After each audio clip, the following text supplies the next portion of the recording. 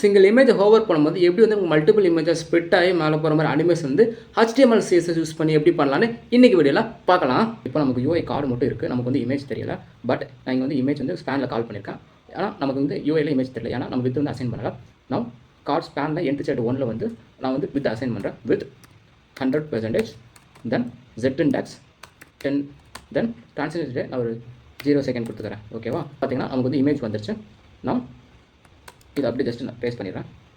இப்போது ஜஸ்ட் இந்த Z index மட்டும் நான் வந்து டிக்ரீஸ் பண்ணிக்கிறேன், ஏன்னா நமக்கு 1 by 1 ஸ்ப்ளிட் ஆகிறதுக்காக 8 7. ஓகேவா? பட் நமக்கு எந்த ஒரு சேஞ்சஸும் இப்போ தெரியல, பட் நான் தெரியும் பாருங்கள்.